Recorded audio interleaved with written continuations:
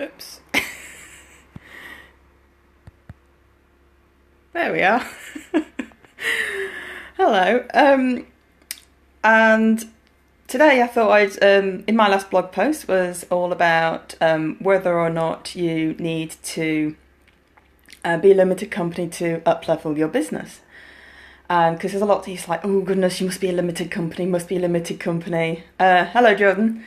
And you don't necessarily always need to, but you do need to actually have a look at it and actually look at this thing, look at it properly. So, how do you know when is the next time to up level? The first time it's actually when you just know, and it sounds all very, very, very woo-woo, but you know, your systems are in place, you just all kind of settle down, hello home spec, and things are, all settled and going on tickety-boo, and particularly if you've got a little bit of ambition, to be honest, you're getting slightly bored. You want the next challenge. It's time to grow. Sometimes you grow even before you get to that point, and it's like all hands on deck. And particularly if you're a sole trader, certainly when you're getting to sort of £35,000 profit for tax, which is slightly different than your actual profit. Your profit for tax will be higher than your actual profit. Because of tax reasons, you actually need to just to look at the whole situation to see where you're going and what's happening. So when you're at that point and your business is growing really, really well, and what do you have? What do you look at? Well, the first thing is you look at your clients, and it's first of all your current clients, but we're talking about, for the next few years here. Are you going to want the kind of client where you're going to need a limited company? Because if you are, then you not necessarily immediately, but certainly you're going to really need to be one before you do that, before you actually go and get those clients, or certainly be ready to actually act if and when you get the contract. Because it's amazing, sometimes really good contracts can come out of nowhere, and if you need to be a limited company and you're not, and you've done all your work in advance, then that's absolutely fine. And you can sort yourself out. The next thing saying is risk. You need to go and look at the risk for what you have and what you don't have. So I've got more details about that one on my website, on a blog post. I don't know if that I had a notification on my phone, so I don't know if that went through on the broadcast. Apologies if it did. Note to self, sort that out if it did. And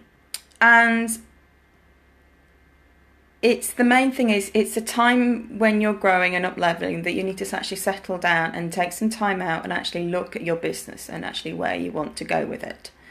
And part of that is actually understanding what a limited company and what it means, and how you need to manage your money if you have one, what's involved in it, and whether it's a good fit for you.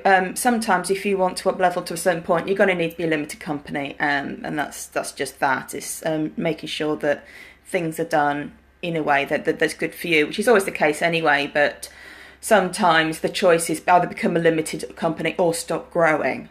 And to some people, stop growing isn't a great thing. So a lot of it actually isn't necessarily a business decision. It's actually a decision about what is right for you as a person. If you've got a partner, it's actually what's right for both of you. Because a lot of us, who are running businesses like ours, we're running them. You're not necessarily always running around the family, but we don't have lots of employees. It's ours and what we do that actually matters. So sit down, take some time, find out about limited companies. Find out what you need to do, find out how you get paid, because it's very, very different. And just get all that information, then you can go and find out and do the bit paperwork that you need to do, or make the decision to actually, is it right for you or now? Is it going to be right in the next few years?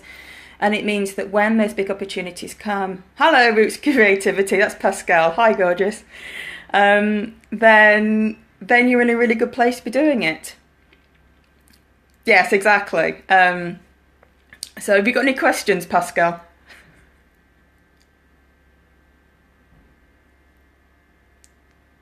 Not yet. Okay, that works. So My other half keeps telling me, she says, put your phone in a tripod, but didn't have time for that. What I'll do is I'm running a retreat to help you understand what a limited company means. That's on the 14th of April. So, oh, it's lovely hearts. Thank you. So I will, if you go and look at onemanbandaccounting.co.uk/periscope, it's not there yet, but I'll put it up by the end of the day, and I'll put it on my Periscope profile as well. I'll put the links to the posts I've mentioned, and I'll put the link to the retreat as well, so you can have a look. So we'll be back here at 10 a.m. next Wednesday, and I'm off to go get travel insurance now, because we've just booked a week and a half to Turkey in October. I'm very excited. So, yeah, it is. Thanks, first girl. So, thank you very much. I'll say if you've got any questions or anything, probably those blog posts will answer them all. Thank you very much. Bye.